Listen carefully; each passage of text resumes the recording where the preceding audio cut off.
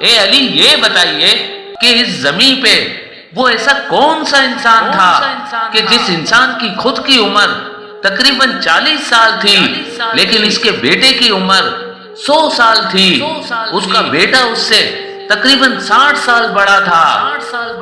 امام علی علیہ السلام نے فرمایا وہ انسان اللہ کے نبی حضرت عزیر علیہ السلام تھے۔ جب اللہ کے نبی حضرت عزیر علیہ السلام یروشلم آتے ہیں اور دیکھتے ہیں کہ پورا یروشلم ویران اور لوگوں کی قبریں بنی ہوئی ہیں، آپ کی آنکھوں سے آنسو روا ہوتے ہیں اور اللہ سے فرماتے ہیں اے اللہ اب یہ لوگ تو کیسے زندہ کرے گا اور اس ویران شہر کو کیسے آباد کرے گا؟ اور یہ کہہ کے آپ ایک درخت کے نیچے آرام کرنے لگے۔ اس وقت آپ کی عمر مبارک تقریباً 40 سال کی تھی اور اسی سال اللہ نے آپ کو ایک بیٹا عطا کیا تھا۔ اتنی دیر میں اللہ نے موت کے فرشتے کو حکم دیا کہ جاؤ عزیر کی روح قبض کر دو۔ حضرت عزیر علیہ السلام اور آپ کے ساتھ جو آپ کا گدھا تھا 100 سال تک سوئے رہے۔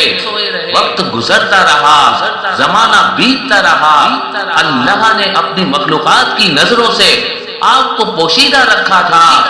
100 سال گزرنے کے بعد اللہ نے حضرت عزیر علیہ السلام کو پھر سے زندہ کیا اور پوچھا اے عزیر بتا تو کتنی دیر سویا رہا؟ حضرت عزیر علیہ السلام کی موت جب واقع ہوئی اس وقت صبح کا وقت تھا اور جب آپ اٹھے تو عصر کا، تو آپ کہنے لگے شاید میں صبح سے عصر تک سویا ہوں۔ اللہ پاک نے فرمایا اے عزیر دیکھ تمہارے ساتھ تمہارا گدھا بھی سویا تھا۔ اب جو عزیر علیہ السلام اپنے گدھے کو دیکھے تو آپ کے گدھے کی ہڈیاں زمین پہ بکھری ہوئی تھیں اور آوازیں غائب آنے لگی۔ اے عزیر اللہ نے تمہیں 100 سال تک سلا دیا اور آج پھر سے تمہیں زندہ کیا ہے۔ اب دیکھ تیرے گدھے کو میں کس طرح زندہ کرتا ہوں۔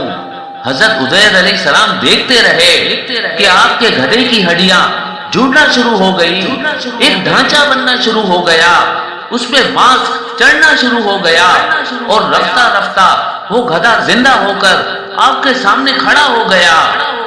حضرت عزیر علیہ السلام اللہ کا شکر کرتے ہیں اور رو کے کہتے ہیں بے شک جو انسان کو خون کی ایک بوند سے زندگی دے سکتا ہے وہ انسان کی گلی سڑی ہڈیوں کو بھی پھر سے زندہ کرنے کی قدرت رکھتا ہے۔